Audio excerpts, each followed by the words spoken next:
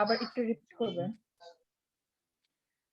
আমাকে একটা 3D shape দিবে, তো ম্যাক্সিমাম সময় যেটা হয় আমাকে একটা কিউব দিবে অথবা প্রিজম দিবে। একটা বক্স দিয়ে দিবে 3D বক্স, অথবা প্রিজম দিবে। সেই প্রিজমের মধ্যে আবার পিরামিডও পড়তে পারে, সরি পিরামিডও দেয়। তো ম্যাক্সিমাম সময় আমাকে বক্স দেওয়া হয়। সো এটাকে আমাকে বলবে তারা যে এটা নেট স্পেস তৈরি করো।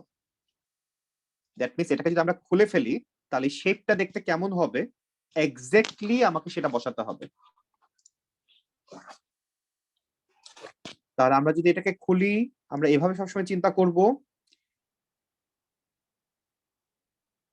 যে এরকম একটা শেপ আসতেছে, একটা সবসময় ড্র করাই থাকে, একটা পার্ট ড্র করাই থাকবে, যেটা বেসমেন্টটা সবসময় ড্র করা থাকে ওই গ্রাফে। আমাকে বাকি পার্টগুলো ড্র করতে হবে। দ্যাট মিনস কোয়েশ্চেনটা এরকম থাকবে এই, দেন হচ্ছে এখানে একটা গ্রাফের মতো কিছু একটা থাকতেছে, ধরো এই হচ্ছে গ্রাফ পেপার দেওয়া থাকবে এখানে। দেন এখানে ধরো বেসমেন্টটা অলরেডি ড্র করা থাকবে। তো আমাদের কাজ হচ্ছে যে এখানে আর কি 2D ডায়াগ্রাম আর কি রেক্টেঙ্গেল শেপ ড্র করতে হবে, এই বক্সটাকে যদি আমরা খুলি সেটা আমাকে ড্র করতে হচ্ছে।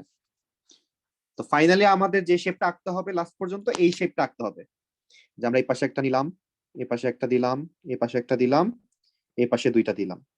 এবং এখানে যেহেতু ঘর থাকবে আমাকে লেন্থ অনুযায়ী এটা বসাতে হচ্ছে। এই পার্টটাকে আমাদের ক্লাসে করিয়েছে কিনা? এটা নরমালি ক্লাস 10 এ করানো হয়। তো যদি করানো না হয় তাহলে আমরা এখানে খুব বেশি টাইম পাস করব না। I am not contemplating. Okay, আমরা একটু পিরামিড দেখান, একটা পিস দেখাই তারপর চলে যাচ্ছে, সমস্যা। হ্যাঁ, আমরা কেসগুলো দেখতেছি, আগে কেসগুলো দেখে নেই। যেমন সেকেন্ড কেসটা হচ্ছে যদি পিরামিড হয়, কারণ আমরা রাইট সাইডে যে পিরামিডটা দেখতে পাচ্ছি এই পিরামিডটাকে যদি আমরা আনফোল্ড করি তাহলে চারপাশ থেকে চারটা ট্রায়াঙ্গেল বের হচ্ছে, আর নিচে হচ্ছে একটা রেক্টেঙ্গুলার শেপ। তাহলে চারপাশ থেকে চারটা ট্রায়াঙ্গেল বের হয়ে যাচ্ছে এবং লাস্ট পর্যন্ত এই শেপটা হচ্ছে আমাদেরকে ড্র করতে হচ্ছে। তাহলে এটাই হবে তার নেট।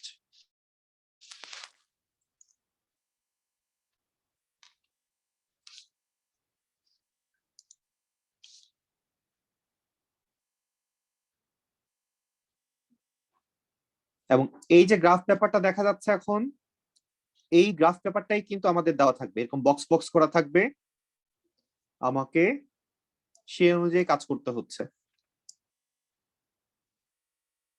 আমাকে এরকমই একটা গ্রাফ পেপার দেওয়া থাকবে।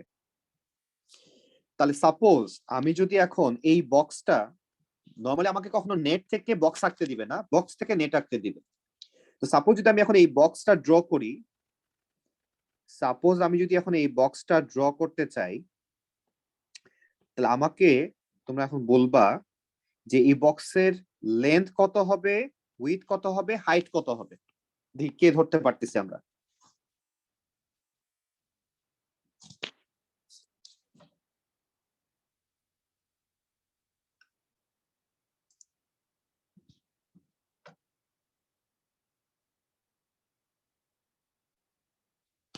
এই বক্সের লেন্থ কত হবে, উইডথ কত হবে, হাইট কত হবে।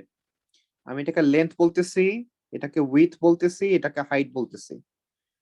কোনটার ভ্যালু কত হবে যদি আমরা এই, তাহলে আমরা যদি সাপোজ কোনটাকে বেস ধরবো, আমরা এটাকে বেস ধরলাম। স্যার উইডথটাকে বেস ধরি, যেটা নিচে ফ্ল্যাট। মানে তুমি এটাকে বেস ধরতে যাচ্ছ, সার্কেল যেটা করলাম? না স্যার, আমি মনে করছি আপনি রাইটেরটা বলতেছেন। যদি লেফটের কথা বলেন তাহলে স্যার ওইটাই বেস ধরে, সমস্যা নেই। আমাদের সবসময় চারপাশে মানে ভ্যালু যে পাশে বেশি থাকবে সেটাকে আমরা বেস ধরবো। তো এটা যদি আমি মাঝখানে চিন্তা করি, এই পাশেও ভ্যালু আছে, এই পাশেও আছে, এই পাশেও আছে, তো আমাদের এটাকেই বেস ধরা উচিত। আচ্ছা, এখন এই বেসটার লেন্থ কত উইথ কত বলো, তাহলে আমাকে বক্স কাউন্ট করতে হবে 1 2 3 4 5 6 7 8, এই পাশে আছে 8 আর এই পাশে হচ্ছে 1 2 3 4 5 6 7 8, তার মানে এটা একটা স্কোয়ার বেসড বক্স, তাহলে এই বক্সটা হচ্ছে স্কোয়ার বেসড, তাই কি না?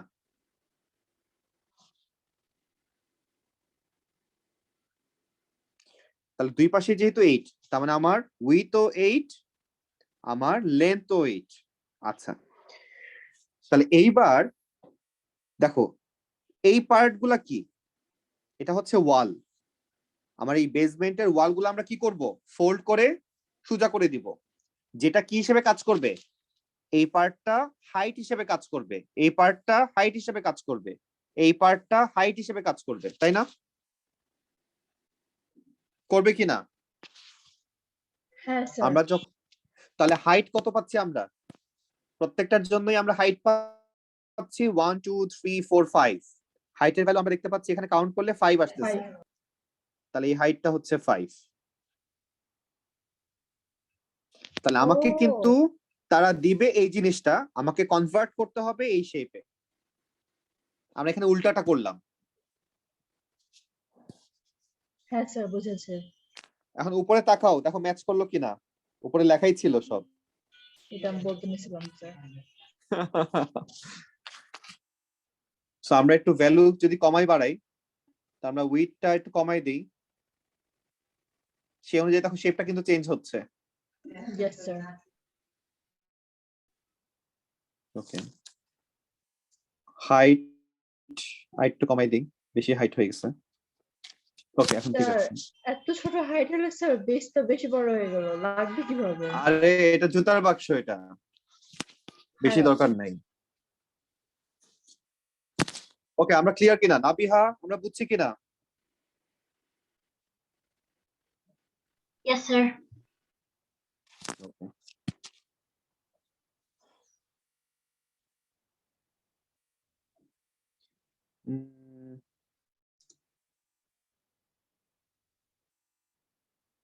তাহলে নেট নিয়ে মোটামুটি কাজ এতটুকুই, নেট নিয়ে আমাদের আর বেশি চিন্তা করার দরকার নাই।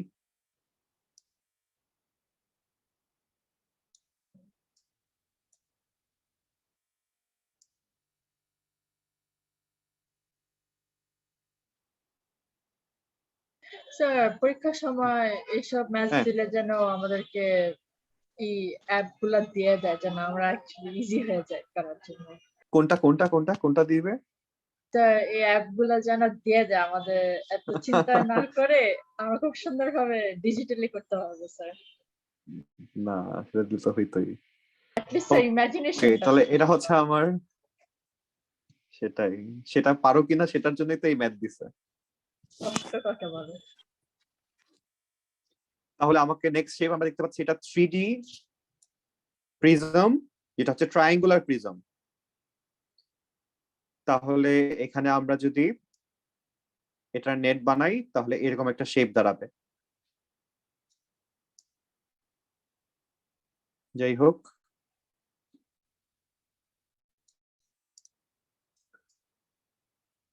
তাহলে এই হচ্ছে নেটের কাজ, যে আমাকে একটা 3D ডায়াগ্রাম দিবে তারা, সেটাকে আমরা প্রত্যেকটা বক্সকে আমরা আনফোল্ড করব, করে শেপটা তাহলে কিরকম হবে সেটা আমাদেরকে বলতে হবে। আমরা ক্লিয়ার কিনা? তো নেটের বিষয়ে আর কিছু বলার নেই আমাদের।